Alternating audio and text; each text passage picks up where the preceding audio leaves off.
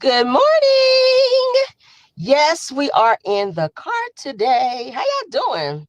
How y'all doing? How y'all doing? How y'all doing? Thank you guys for all being here. I was trying to get all my settings right. It's so different when I be in the car. I be like, geez, trying to figure out all this stuff is different on my phone versus on my computer. But good morning to everyone. Thank you all for being here. I'll give you guys a couple seconds to come in. Good morning. Can everyone hear me well? Can y'all hear me good? Can y'all hear me good? Can everybody hear me good? All right, let's get it. Let's get it. We are live, honey. We are live. Happy Tuesday, everyone. We're going to jump right on in. It's something else I could not figure out. Oh my God. Y'all come on in while we're still here. All right, we are still here. Why can't I talk this morning? Come on in, guys. We're still here. We are still here. I don't know why my other thing ain't up there. I don't know. It should show up there, all my banners. I don't know why that one's not doing it. Mm, I don't know. We're going to figure it out, child. I'll have to update it later. Good morning, everyone. Thank y'all for being here. Keep coming on in. We're here. We're here. We are here. Let's see. There we go.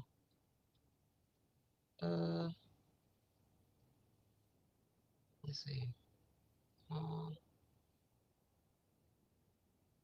Yeah, I don't know. I don't know. It's not doing. Let's see. I don't know. That's weird. All right, there we go. Boom. Okay, look at me. Come on, me. All right.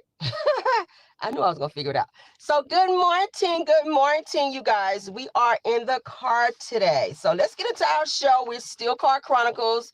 All right, I'll be going in the office. So thank you guys for joining. Let's get into it. Everything said in the video is alleged. I see my mods are in the building. Hey, Truth. Hey, Tiffany. Let's get into it. All right, everything said in the video is alleged and in my opinion and is used for fair use and entertainment. Let's go. All right, so first topic. We do not have any politics this morning, so we're going to breeze right through. We have all juicy topics. And I forgot my damn water. But let's get into it. So Sherri Shepherd's show, you guys, Sherri Shepherd's talk show has been canceled after only 4 seasons, okay? After only 4 seasons, Sherri Shepherd's talk show has been canceled. Now, they said that the show initially was greenlit for the 2025-2026 year, but according to Lionsgate's producers, Debmar and Mercury, they're saying that they decided not to move forward with another season for Sherri Shepherd's show. So goodbye to Sherri Shepherd and her show. I thought she had a pretty good show. I ain't gonna hold you. I've watched several episodes. She's had a lot of great people on there. So I'm kind of low key like sad a little bit, like this much, that they're getting rid of her show, because she was kind of up and coming. So that's sad for her. We don't really have a lot of black talk show hosts since like Oprah kind of left the scene, and then Wendy Williams kind of left. It was kind of like Sherri Shepherd came. We were like, oh yay. We still have the Jennifer Hudson show. You know, her show is still on. Also Kelly Clarkson's show, if you guys watch her show has also been canceled as well after 7 seasons. So they decided to get rid of her as well. What do y'all think about that? They getting rid of a lot of people. Let's continue. Next topic. Netflix, you guys, and 50 Cent is being sued by an ex-SEX worker who was connected to Diddy and Cassie's freak-offs, okay? It was the guy his name is Clayton Howard. He's the guy that's suing Cassie for saying that she gave him STDs, and he also said that he impregnated her, but Cassie went and got an AB on him, okay, and didn't tell him. So now he is suing Cassie for millions of dollars. I think he's suing her for like 20 million. But he's also suing 50 Cent and Netflix for 20 million as well. It's like he's wanting a money grab. That's what he's giving, right? So let's continue. So it says that Clayton Howard alleges that 50 Cent and Netflix misrepresented his testimony by portraying Cassie as the victim while not revealing that she was also involved in trafficking, which went against his initial testimony in court, right? So they're saying that Clayton Howard, as I just told you guys, he is seeking $20 million in damages, and he's asking that the docuseries go and edit it. The docuseries to reflect his testimony. I don't think they're going to do that. It's been out for so long now. I don't think 50 Cent is going to spend the extra money to go and edit out anything in that docuseries. And you guys have watched that with Diddy, the Diddy docuseries on Netflix, okay? Yeah, they're not doing that. But let's continue. I put quite a few topics this morning. So we're going to try to fly through them. We're going to try to fly through them because I got a little time. Yeah. Let me keep all these together though. Y'all pardon me, okay? It's so different when I'm on my computer versus in the car. Oh my God. All right. Yeah, hold on. Yeah. Put that on there. I like my stuff in order. I cannot stand my stuff is everywhere. Okay. Yeah. All right, let's keep going. All right, so I have to make my notes so I don't forget. All right, so next topic, Real Housewives of Atlanta news. Now, Shamia Morton, you guys, check this out. Shamia Morton from Real Housewives of Atlanta has revealed that she and her husband, Gerald, paid their surrogate $250,000 to carry their most recent daughter, their youngest daughter. Y'all know the one that's that we've seen. She's been in and out of the hospital. Good morning. Thanks for being here, Sylvia Blow. Say you like my style. I appreciate it. Thank you. So they revealed that they paid their surrogate, which is the same surrogate that Kandi Burruss on the show used as well. So she got paid, they're saying $250,000 to carry Shamia and her husband Gerald's baby. But the baby did come out with several medical issues at which she's still dealing with. Like she still has to have like tubes and all this other stuff going on. Also, Shamia and Gerald revealed, of course, that their surrogate had to deliver their baby early because she found out while carrying the baby that she was diagnosed with cancer. So she started having complications from that, which made her have to deliver the baby early. And their baby is dealing with a lot of medical complications as a result. Now, Kandi's surrogate, the lady's name is Shadina Blunt, all right? And she carried Kandi and Todd's baby, Blaze, their daughter. And it's rumored that Kandi and Todd paid her to the tune of $150,000 in order to carry the baby for Kandi, because Kandi could not and chose not to carry after she chose to carry her son Ace. Okay, so you know she carried the son, but when she and Todd wanted a second child, she decided to go through having a surrogate, which they used Kandi and Todd, and it said that Kandi and Todd is alleged to have paid $150K. So this lady has made a lot of money being a surrogate. I was like, damn, I ain't know surrogates make that much. I know they make a nice little bag, but I didn't know they was paying like that, right? I'd have been trying to see what was up with these eggs, right? I'm a little too old. Well, I ain't gonna say I'm old, but I ain't trying to be having no more kids. I'm at that age now where I'm over the kid thing. But what do y'all think about that? $250,000 to the surrogate, and then she also turned around and got $150,000. Well, of course, you know Kandi and Todd, they had their baby first, so she got that $150K first. Then she turned around and got that $250,000 from Gerald and Shamia for carrying their baby. So what y'all think, child? Hopefully she can get over the cancer situation, and she can get through that, and she may want to try being a surrogate again, because that sounds like some good money. She seems to be very fertile and she can carry, you know, so hey, that might be her thing. Who knows? Prayers up for her though, because that was a nice little run for her, right? Good morning, everyone coming in. All right, let's get into this Toni Braxton news, you guys. Toni Braxton reveals that when she and Carrie Lewis got married, that they signed a prenuptial agreement. Now, in the prenup, Toni agreed that if she and Carrie wound up not making it as far as their marriage, that she would give him alimony because she pretty much was the breadwinner in the situation, right? Hey, Rose, thanks for being here. That's Mother Top Flight. Thanks for being here. So, of course, you guys know that during the time that Carrie Lewis and Toni Braxton were married, they did have 2 children, but further into the marriage, Carrie Lewis, who was in the group Mint Condition, decided to step away from the group. And he had helped write a lot of songs out here in the group as well, like Swinging. He helped co-write the song Swinging and a few other songs, okay? I think he helped write Pretty Brown Eyes too. But anywho, so he was doing really good in the group, but he decided when he married Tony to step away from the group. Why, I don't know, because he could have kept making a bag. But then he and Tony started having a lot of financial difficulties, which then her health went downhill as well, where she found out that she was diagnosed with lupus, as you guys all know. So during that time, Tony had to file bankruptcy a couple times, which then put a strain on her marriage to Carrie Lewis, and they wound up deciding to file for divorce. Now, when they filed for divorce, Tony wound up having to keep her end of the bargain of paying Carrie Lewis alimony to the tune of, y'all ready for this, $20,000 a month. Can y'all imagine? So in the middle of her being in bankruptcy, and in the middle of her having medical issues with her lupus, okay, and also having to cancel shows, and y'all know she had like a her Vegas show that she was doing where she was doing very well, and she had to be pulled from that show, which then they wound up suing Tony because she did not fulfill her obligation through her contract in Vegas for that run. So that was more money that she was looking at. So when she filed for the bankruptcy, she was looking like really bad financially. But her husband, Carrie Lewis, was like, listen, I don't quit my job to come over here to be your husband, I'm gonna need that 20 up off you, right?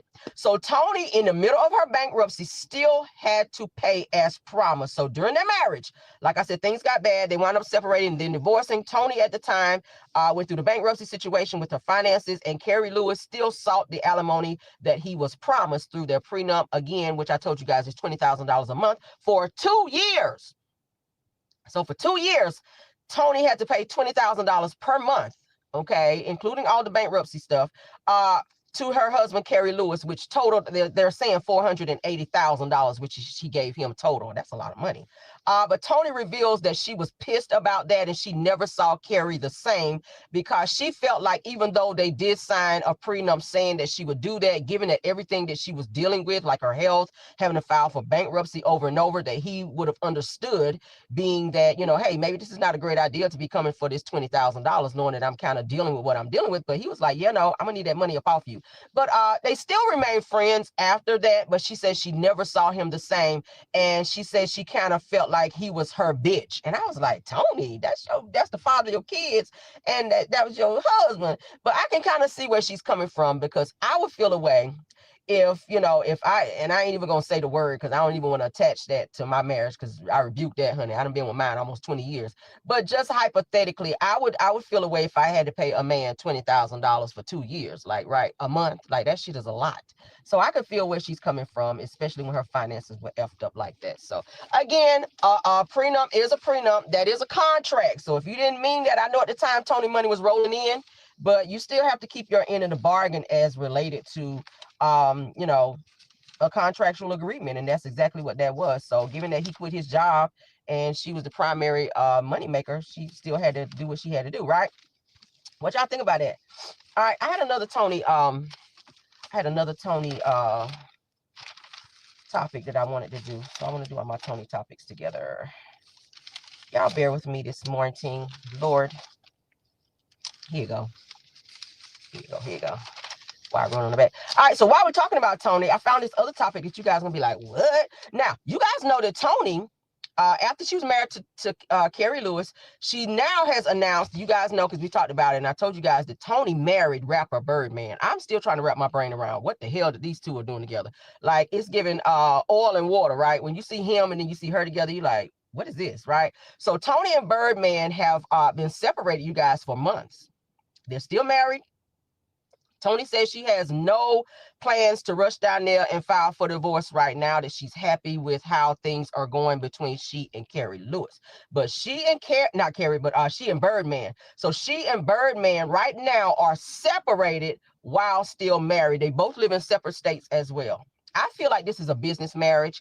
I feel like she enjoys the lifestyle that Birdman gives her, because he takes very good care of her. Like, she has like all the nice luxury cars, and he has her in this really nice home in California. So he's taking care of her, and I feel like he has a lot to do with her getting a lot of gigs and stuff too. Like he's really helping push her career and keeping money in her pocket. So y'all know Toni is a very bougie individual. If y'all saw her interview on Oprah when she sat on there that time, like she said a lot of her issues is she likes to spend, she likes a luxury lifestyle, because growing up she wasn't privy to all of that. So when she became the Toni Braxton, and she was able to buy all of these things, like she became acclimated to this life that she never had, and that's what she wanted to still be able to have. So I feel like getting with Birdman, this guy who stays blinged out and who has all of these connections and other businesses, I feel like she enjoys what he brings to the table as far as the financials and, you know, everything else. So thank you, Mods.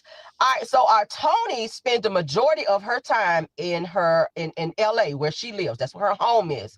Birdman, however, lives in Miami and spends the majority of his time there. Now, they FaceTime a lot. According to Toni, they FaceTime a lot, which is how they see each other, or they'll fly out and see each other and do like a date day or whatever. If he comes to town, they'll go do dates. But if they need to be close or be around each other or have a little nookie time, they'll fly to see each other. Would you guys want to be in a marriage like that?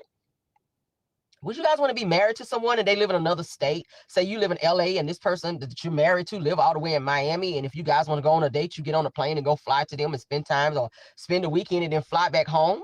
Like that's giving, I don't know, long distance relationship. I don't know if I want to do that, right? But Toni says, like I said, that she has no plans to file for divorce as of yet, even though she did file for divorce 3 months into she and Birdman's marriage, but then later retracted the divorce and they decided to stay together. Yeah, Miss Dee, no, right? So she says she plans to navigate the marriage and her career, and she's going to continue to stay in her own place and try to keep her marriage to Birdman as private as she can. But I feel like it's more so of a business marriage than anything. But what do y'all think? I don't know. I don't know. But let's continue, child. Shout out to Toni. I couldn't be married to him because, child, turning over and looking at him, no wonder she want his ass to stay in Miami. She stay in LA, because I wouldn't want to wake up and look at that thing either with all them tattoos all over his face. Like, I like some tattoos on a man, but not on your face. Like, it's got to be sexy. That's creepy to me. Like, it sounds like a business arrangement, a business marriage to me. Like, you help me with my career. You make sure I keep some money in my pocket and have this certain lifestyle. And, you know, you go stay in your house and I'm going to stay in mine. That's what it's giving, because you ain't want Carrie Lewis ass to be in no Miami when you were married to him with his fine ass. Carrie Lewis was fine back in the day. He still look all right. But before, let me tell y'all something. But before Toni wound up marrying Birdman, y'all know she was still kind of going back and forth and still sleeping with Carrie Lewis, because it was on the show too.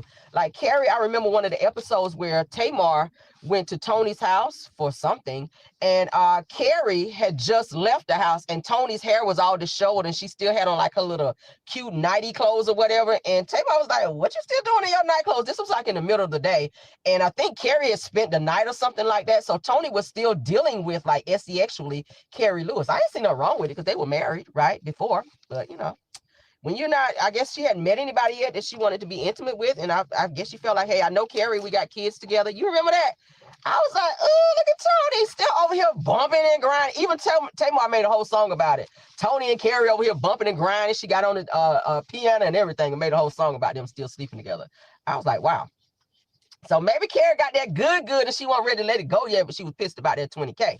I would be too. But okay, let's move on, honey. So let's get into some Real Housewives of Atlanta drama. Marlo Hampton calls Portia Williams out. Check this out, y'all. Y'all gonna gag over this. So Marlo says that Portia Williams brings nothing to Real Housewives of Atlanta. All right.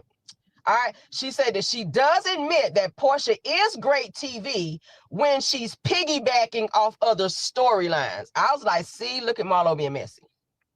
Now, I can kind of see that a little bit with Portia, because Portia does kind of bounce off of the other castmates when she's in scenes with them. She don't really share too much about her life or her dating life. She can't really talk about she and Simon, of course, because she has a gag order, but for the most recent seasons. But Portia, she really wasn't that. I don't know, transparent with herself on the show about her life to me, you know. But let's continue. So Marlo questions why Bravo continues to reward Portia with major opportunities when Portia never ever carried the show, Real Housewives of Atlanta. Y'all know Portia is the highest paid housewife on the show currently this season. All right.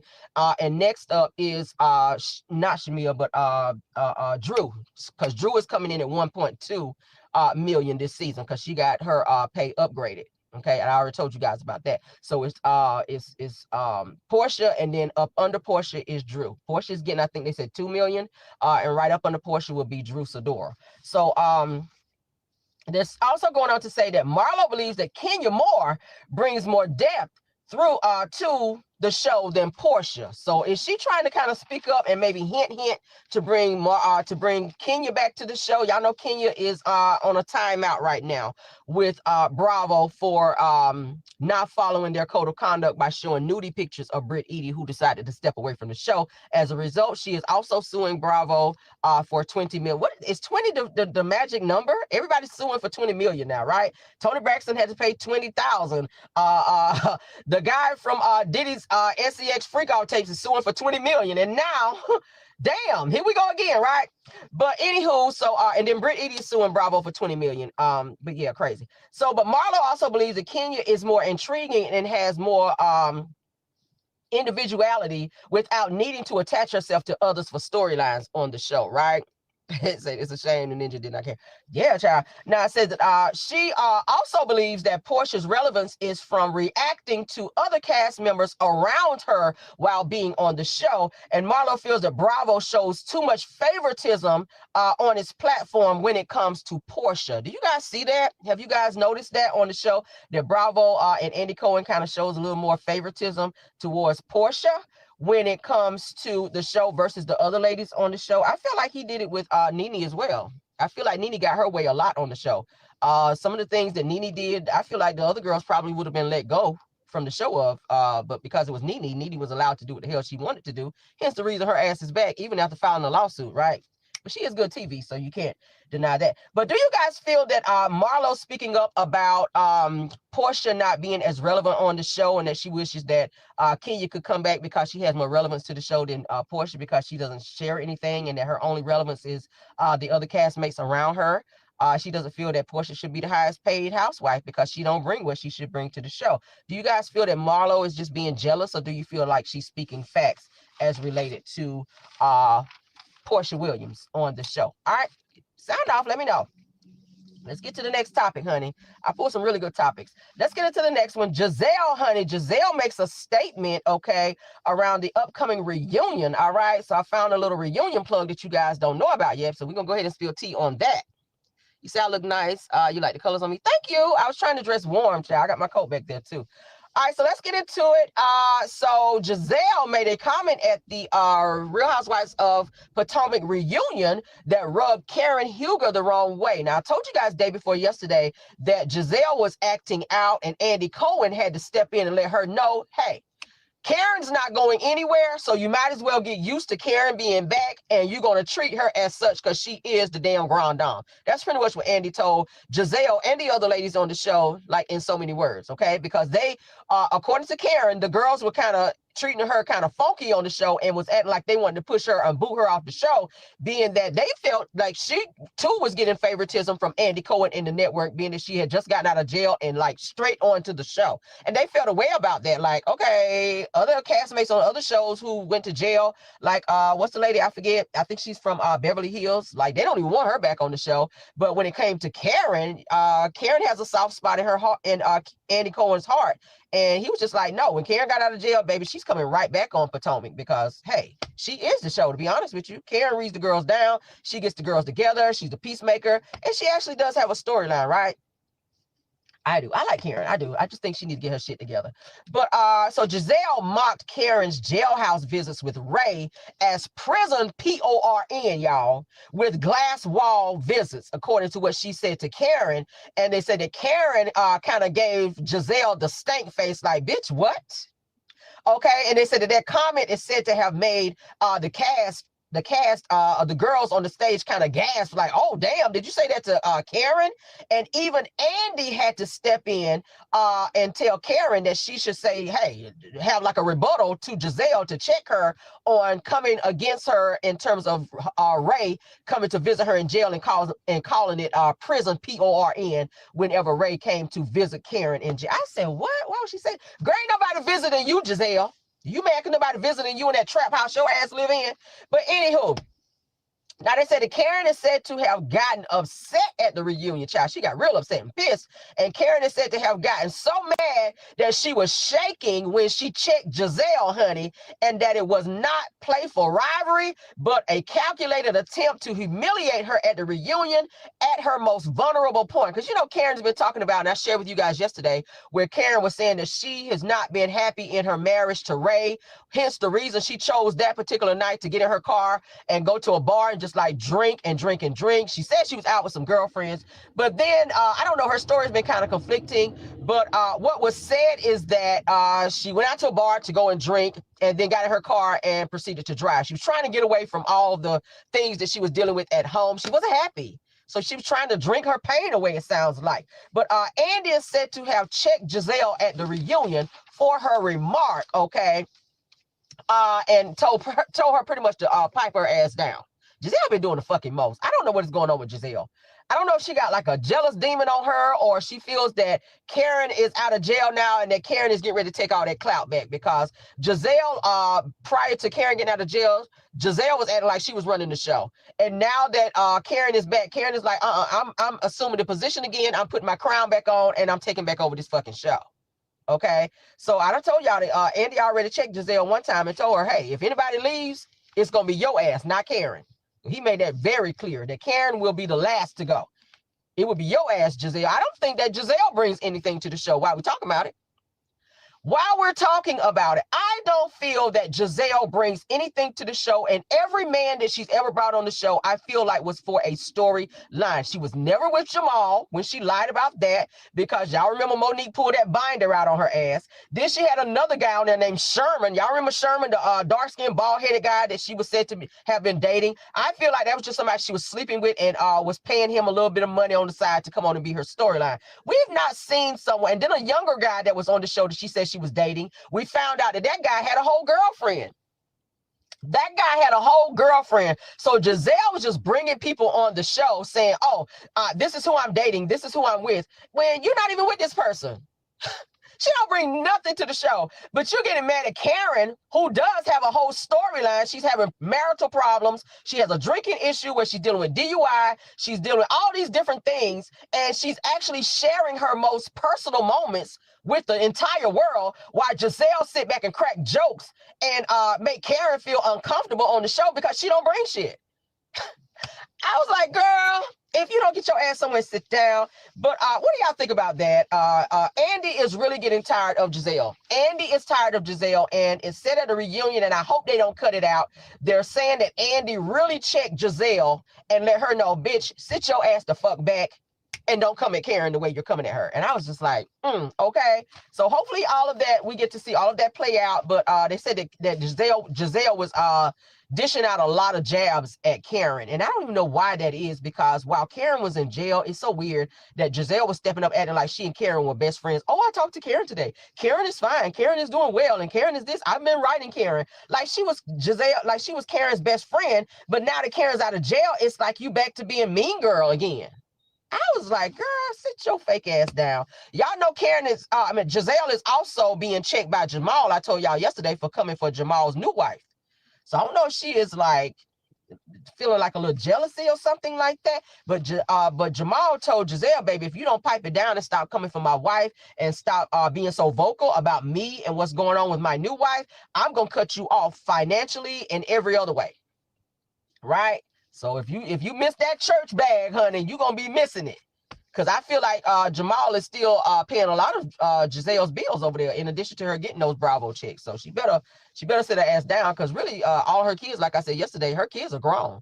So I don't feel like she's getting any more child support anymore, because her children are in college and grown. Her oldest daughter, Grace, She's away doing her thing. Her twins that she has with Jamal, they're grown up and they're in college doing their own thing, pledging to different sororities and everything. They're doing their thing. So yeah, Jamal had to check her ass doing, let her know, stop speaking on me and my wife. Okay, stop speaking on us and live your life, honey. Okay, before I shut all that shit down over there. But let's continue. Let's continue. Let's get into this Married to Medicine news, honey. Y'all ready for this? Fans are asking for Dr. G, honey, that's Greg and Sweet Tea, to return back to Married to Medicine, claiming that Quad, honey, from Married to Medicine and King faked their relationship for a storyline this past season in an attempt to boot Dr. G and Sweet Tea off the damn show. I said, damn it, I agree, right? I agree that's exactly what the hell they did. Let's get into it, honey. So Married to Medicine fans are saying that it's so ironic that Quad came for Sweet Tea about her baby journey, her baby making journey, but was willing to fake a storyline and fake boyfriend with no luck at having a baby. Oh, they reading her ass down. I took the liberty of writing down some of the comments, baby. They were going in on Quad. The girls are not feeling Quad, because they feel like that Quad was playing in everybody's face this past season with this dude, King. I told you guys, I did not see a connection with them. The way he looked at her, he didn't look at her like, oh my God, like he was never looking at Quad like he was salivating over her, like he was so in love with her. He looked at her like, are we done? He always looked at her like he didn't want to be there, right? And I feel like, and I said yesterday, King is a social climber. King is a clout chaser. I showed you guys the video yesterday where Dr. Heavenly says that he is still reaching out to a lot of King's, to a lot of Quad's friends that Quad introduced him to in terms of keeping in touch with them and still trying to be relevant and still reaching out to Mendices and Yandy and everybody else that was introduced to him by Quad. So he's still trying to hang in Quad's circle of friends, even though he announced that he decided to step back and break up with Quad, right? Child. Now, Married to Medicine fans also says that it's Quad's karma for her harsh words to Sweet Tea at last season's reunion, because she acted like she didn't give a damn when Sweet Tea was talking about her journey and was, when she came to tears about trying to have a baby and dealing with endometriosis, and how the girls were attacking her, which is so crazy. I told you guys that Quad was being a fake ass bitch whenever she heard that Dr. G had proposed to Sweet Tea. Quad was all up in Sweet Tea's comments, congratulating her, acting like she was her homegirl, high-fiving her and shit in the comments, but then turned around and gave her ass to kiss and was being a total mean girl on the show along with Dr. Heavenly, which I thought was so crazy. I was like, Quad, what are you doing? Because it's given that you're jealous that your ex-husband, who you didn't want anymore, has moved on and found happiness. And then to hear that they're trying to have a baby, it was given that you were trying to jump in front of their storyline and kind of outdo them to say, oh, well, I'm going to have a baby, something that you never wanted in the first damn place, right? But let's continue. Do you guys feel that Quad should be dismissed from the show Married to Medicine, because she is no longer married to Medicine and she does not have a storyline now since she and King are not together? Because what else is she going to talk about? Right? So do you guys feel that Quad should be booted from Married to Medicine and that Sweet Tea and Dr. G, who are married to Medicine, should be brought back to the show? Fans are saying they would like to see Dr. G be brought back to the show. What do you guys think? Let me know. All right. And while we're talking about that, let's get into this update with King, because King is still talking shit out here, y'all, and I called it. Caramel was here with it, because I'll be on it, okay? All right. So Quad got her her boyfriend, her ex-boyfriend, King, out here still talking ish. So Quad's fake boyfriend, King, is still talking shit. He reveals that he left the relationship with Quad because it was affecting his peace, and he needed to focus on himself, okay, and not just her needs. So he's saying that he feels like he lost himself trying to run behind Quad and fulfill her needs versus not even focusing on his. Like he was talking about, he lost a lot of time with his daughter, spending time with his daughter, running behind Quad, going in and out of the country, partying with her, going to events, da da da. But I feel like he enjoyed all those things because it opened up a new door to something that he was never privy to, right? Being around celebrities or whatever. So because you're still trying to be attached to these same people, even though y'all have broken up, according to Dr. Heavenly, and not that we believe everything she said. But it said that he says that he says that being in Quad's world was more about maintaining an image than reality. So is he trying to say that Quad was out here being a fake ass bitch and that she was one way on TV and another way off? That's what it's given. King also says that everything was more about appearances rather than authenticity being with Quad. Child, he's calling her a fake ass bitch in so many words. Now, King also said that his relationship only looked good on the outside, but he was done pretending being in a relationship with Quad. Child, this is King talking. I said, oh, hell no. Oh, hell no. So be looking for Quad to be making another statement, because y'all know she finally made a statement saying that it was a mutual breakup between the two of them. But he came out to say, nah, I stepped back from that situation. So it wasn't no Quad saying, oh, we're going to mutually break up. Nah, he said, I left that, because he's pretty much saying in this post here that he lost himself being with Quad and everything wasn't what you guys saw on TV. So it sounds like he wasn't really happy being with Quad, that he was just keeping up appearances being in a relationship with her. That's weird, right? But y'all, they are asking for Dr. G and Sweet Tea to come on back next season, because Quad ain't got shit else going on anyway. But let's get into this. I saw a post about where Cynthia Bailey spoke up about her past marriage to Peter Thomas. Y'all know Peter says that he was upset this most recent couple months ago, or was it like a month ago, because I reported on it, where he was upset because he says that during his time in jail, which he's still in jail for tax evasion and some more things, that Cynthia Bailey has never written him, has never come to see him, none of that. But my thing is, you have a whole girlfriend. Cynthia don't need to come and see you. She's your ex-wife. So all of these expectations for her to come and do all of these things for you, Peter, get the fuck out of here. She does not have to stop what she's doing, crank up her car, drive out her good gas, okay? Stopping over there and putting $10 on pump 20 to come and see your ass in jail for a decision you chose to make to not pay your fucking taxes. She don't have to come and see you. She don't have to write you. She don't have to call you, nor does she have to accept your calls in jail. So because of that, he has this vitriol towards hey, French shows. He has this vitriol towards Cynthia Bailey because of all these things when he publicly said he has a whole girlfriend. That's who needs to come and see you and write you, right? And put some damn money on your books. So Cynthia Bailey says that she and Peter Thomas's marriage went downhill because of the financial imbalance, okay, between the two of them, and her putting up huge chunks of her own money to fund several of Peter's business dreams that went, y'all know, downhill, and opening multiple bars that he could, of course, could not keep open, right? I feel like Peter was financially abusing Cynthia. I said it, okay? And I don't take it back. I ain't even gonna say allegedly. From what we see, I feel that Peter was financially abusive to Cynthia Bailey during their marriage, okay? I didn't like the way he talked to her, but then again, and this is nothing against anyone, if you're watching me, if you're not Puerto Rican, but Jamaican descent, a lot of Jamaican men are very aggressive in tone, very direct, we'll say it that way. Hey, Shayla P, thanks for being here, or Shay P, rather, I'm sorry. But most men who are Jamaican, they do kind of come off as a little aggressive in tone. So maybe that's what it was. I don't know. I'm trying to give him the benefit of the doubt. But I did not like his aggressive nature in terms of how he spoke to Cynthia. From what we saw, I didn't like the way he was while he was financially abusive towards her, and how he was trying to control who her friends were in her circle. Like he was telling her at one point, I don't want you around said person. Bitch, if this was my friend before I met you, I'm not getting rid of my friends just to be with you. Like, that's a red flag right there. When you want to get rid of all the people who are my friends or who support me just to be with you, like, maybe you shouldn't be in my life. That's the way I see it. I'm not getting rid of friends. That's my support system, right? So that could be another way of abuse, because most abusers don't want friends and family to be around you because they don't want them to see the abuse, correct? But let's continue. Cynthia says that she realizes that she finally had to decide to walk away from Peter after the financial drain and stress affecting her peace, okay? She was talking about sleepless nights, that she could not sleep, worrying about Peter getting himself in so much financial debt that she didn't want that to fall back on him.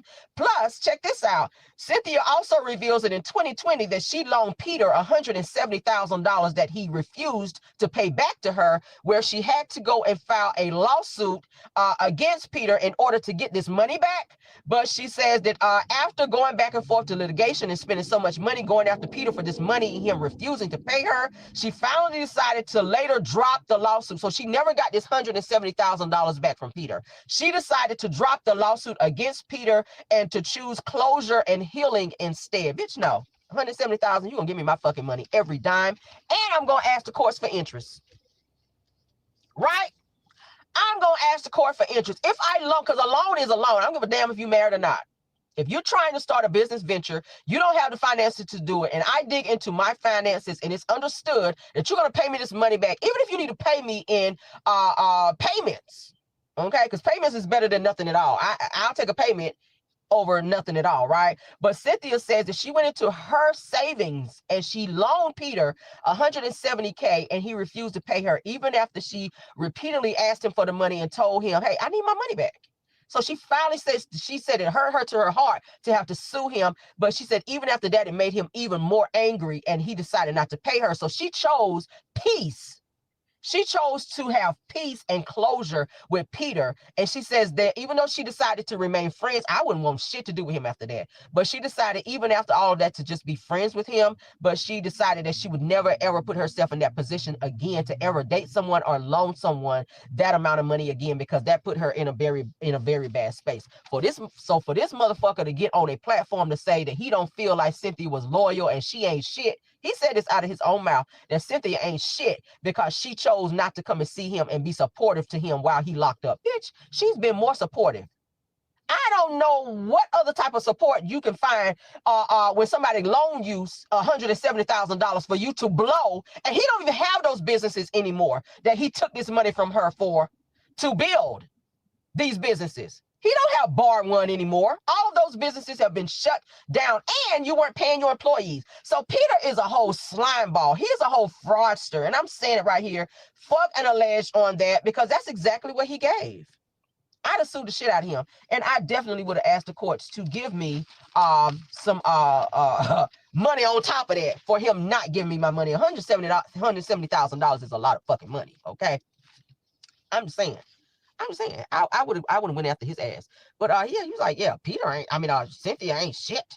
Because she never came to see me or write me. I was like, bitch, she gave you $170,000. You were able to walk away even after she sued your ass. So, nigga, sit down. All right, so let's continue. Keke Palmer showed up on the Today Show, you guys, and reveals that she never wants to live with her significant other. Now, you got some people who enjoy their own space. You have some people who like to be able to put something down and somebody else not coming behind them. They can put something in the refrigerator and not worry about nobody going to eating their shit up, right? I mean, some people just like their own space. A lot of celebrities, we just talked about Birdman and Toni Braxton staying apart. Okay, so it happens. Cheryl Lee Ralph and her husband stay apart. They stay in two different states. So it happens. I don't know if it's a Hollywood thing or what, but Keke Palmer reveals that she never ever wants to live with her significant other, that she likes to live alone. She likes her alone time, and she loves her space. She also says that even if she wound up eloping or getting married, that she did not want her partner to stay with her. Is this a new Hollywood thing? Is this a new trend, you guys? Is this a new trend where women are deciding that, hey, I will take the relationship, but I don't want that motherfucker staying with me. I don't want him sweating up my sheets. I don't want him living with me, right? I don't want him leaving his socks in the damn floor, his drawers in the damn floor of the bathroom, and I got to clean up behind him. I don't want him in my space.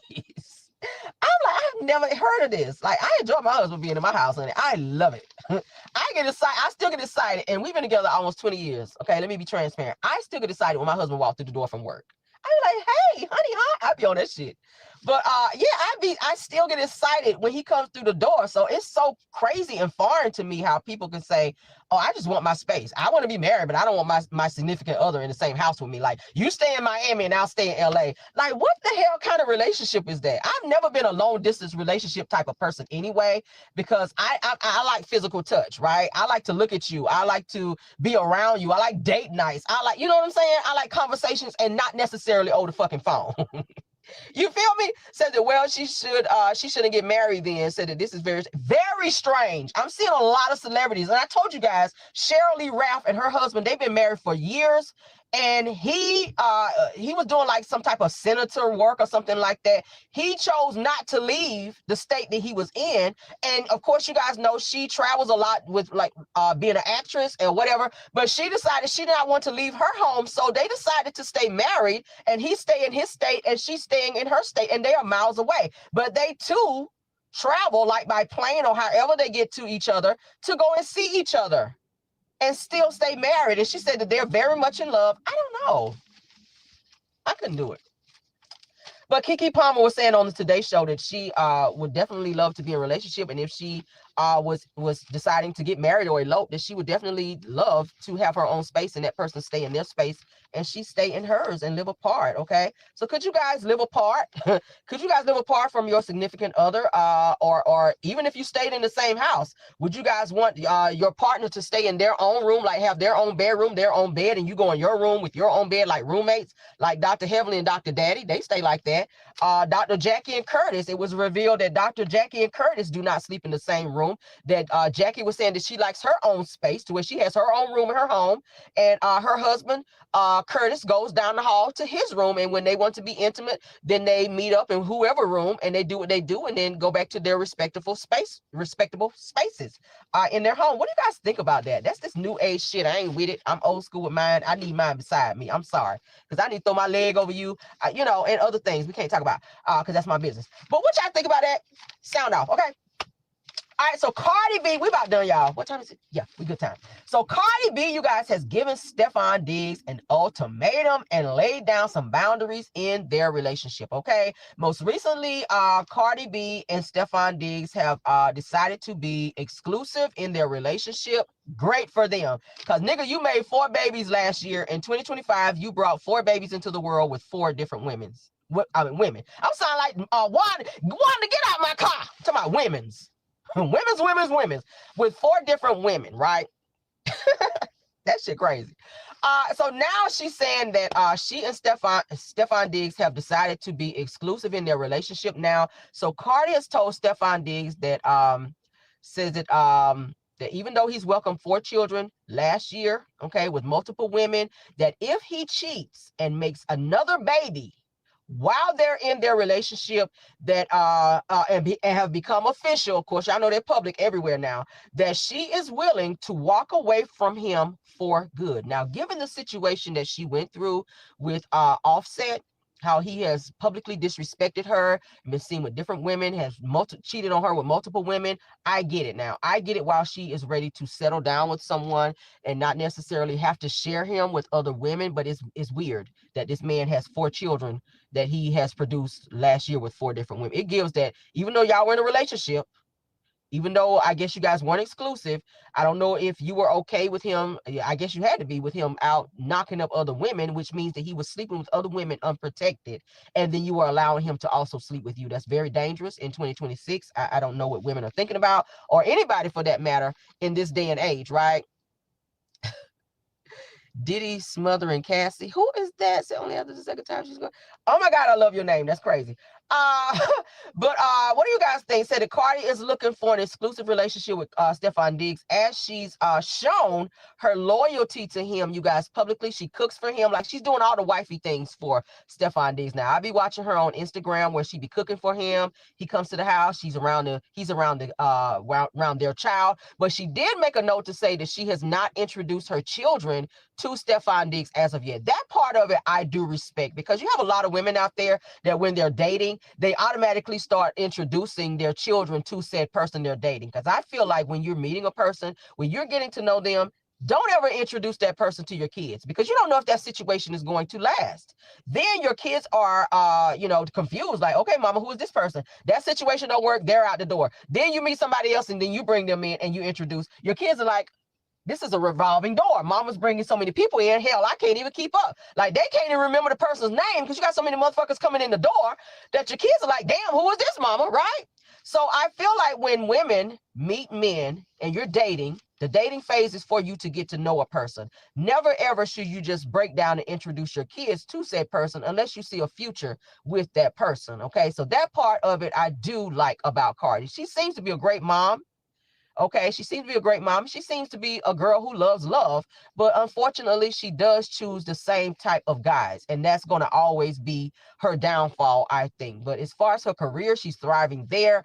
She's trying to thrive within her love life, but she has put some boundaries and ultimatums down as related to Stefon Diggs. Do you guys think that he can live up to her ultimatum and those boundaries that she's given him in terms of not producing any more kids? She says if any more babies pop up this year after they've decided to be exclusive, that she is willing to walk away from him and just, I guess, be baby mama number 4. What do y'all think about that?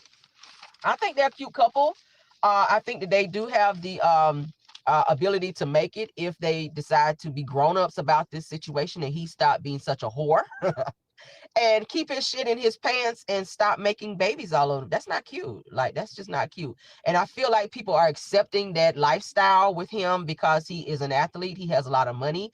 But if he was just a regular schmegular nigga in the hood and he was just making babies all over the place with Bomquisha, with Keisha, with Cynthia, with Renee, and, you know, just anybody else in the hood, like, you would frown upon that and you would look down on this person and just call him every name in the book. But because he's Stephon Diggs, a nigga who play for the Patriots, making all of this money, and he has all this clout notoriety, you know, clout notoriety that he is accepted because of who he is and the name that he carries.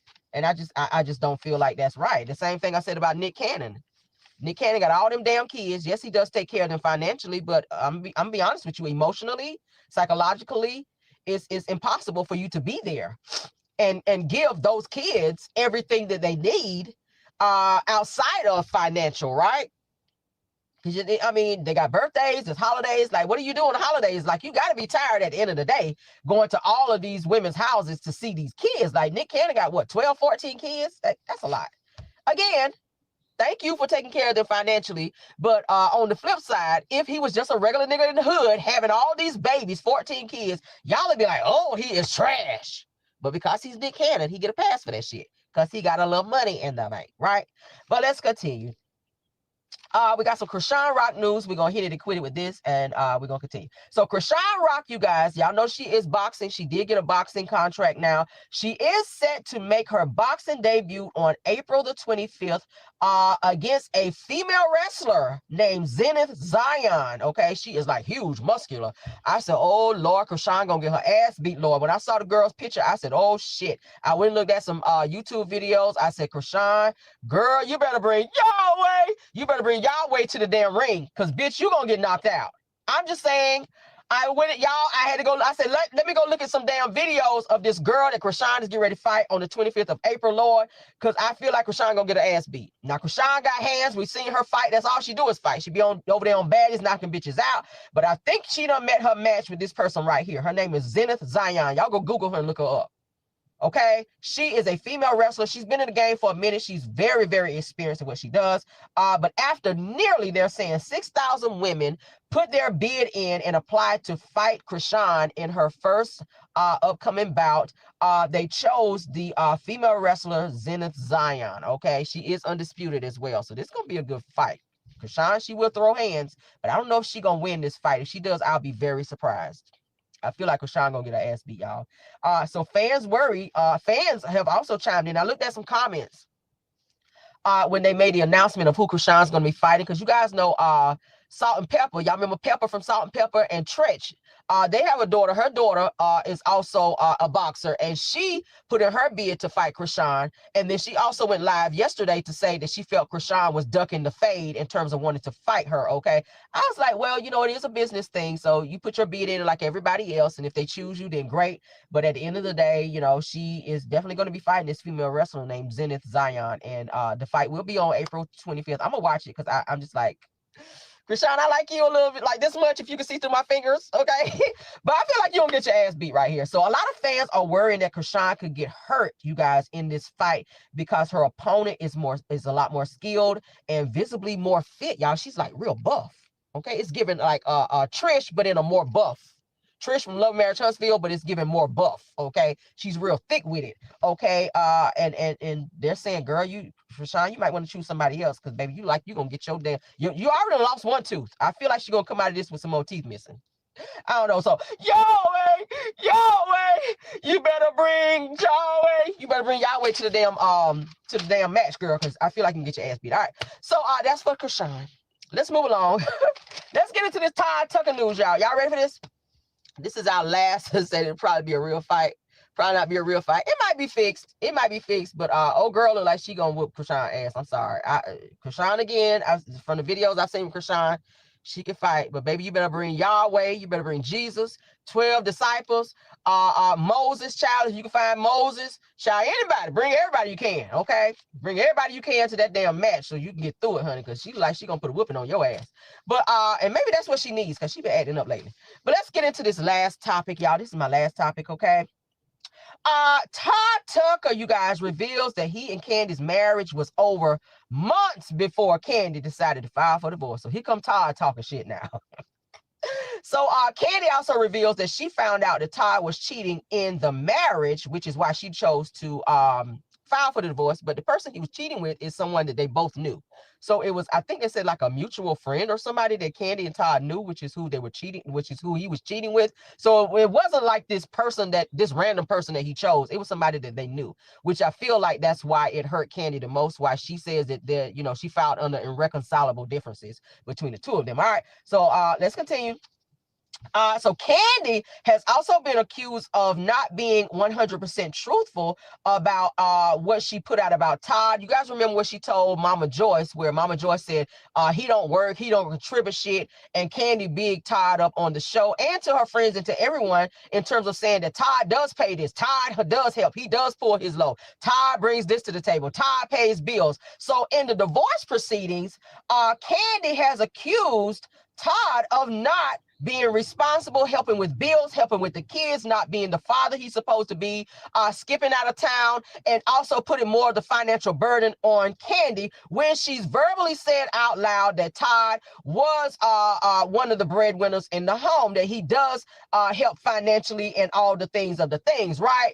But now in her divorce proceedings, she has accused Todd of not doing that. So has Candy been out here lying into people's face in terms of bigging Todd up to make him appear to be this husband that maybe she wanted him to be, but that he not necessarily has been? So Candy is paying out thousands of dollars per month for a nanny to watch the children while she goes around and has to work, while Todd does not do anything but click live on his phone on Instagram to show that he's taking the kids to maybe a wrestling match because their son Ace is in wrestling, and their daughter, what's the child name? I can't even remember her name. But anyway, she's in karate. So I did see some videos where he was doing that. And every time he goes on, so hi guys, it's Todd, Daddy Daycare. So he's doing his Daddy Daycare thing. But Candy was like, the Daddy Daycare thing is fake because she hired a full-time nanny, which is very pricey because this nanny is there 24/7 with the kids. Blaze, thank you so much, Truth. Their daughter's name is Blaze. So Blaze is in karate. Ace is in wrestling. And Todd, I did see a couple videos where he did take the kids to their events that they had to go to, but Candy was like, for the most part, their nanny, who she pays thousands of dollars for each month, and she said Todd doesn't even contribute to that. So he stopped paying any bills in the home since Candy has filed for divorce, which I think is a bitch ass move, because if you're staying in my guest house, bitch, you need to get the fuck over there and help pay some bills. If you're turning on the lights, you need to pay for lights. If you're using the gas and all these other things, you need to help pay bills. So Todd is just staying there because it says in the prenup that he can stay there for, I think, a year or 2 years. I think it's 12 months after they file for divorce, or after divorce is finalized. He can stay there for 12 months, and then he has to get out and find his own place. So he's taking full advantage of this damn prenup and what the prenup says, so he knows he doesn't have to get out. But Candy said that he completely stopped paying bills, period, and that he doesn't help with the kids. So I feel like Candy kind of played in our face a little bit in terms of bigging Todd up to say that he was this person who was helping out and telling her mom, like, don't worry, don't be saying all these negative things about Todd because he does help pay this, he does help pay that. But in the divorce proceedings, she said that he doesn't pay shit.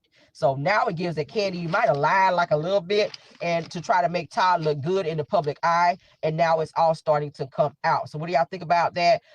They said it's also Todd was said to have checked out of the marriage while going along with the threesomes that Candy set up, because she was saying that their marriage and that their sex life or that their intimacy had died down within 6 months of their marriage, and she chose to bring the threesome situation to Todd in order to spice up their relationship. But obviously that wasn't enough for Todd, because he stepped out of that situation and cheated on her with a mutual friend. So I don't know what the hell that was about, but yeah, so it was Candy's idea, as I told you guys before, to have the threesome to spice up she and Todd's marriage, because they had started going to marital counseling because their love life, their sex life, had started to dwindle down, which I thought was so crazy, because Candy, you own a whole sex toy line, and you the freaky one in the damn relationship. So it's weird to me.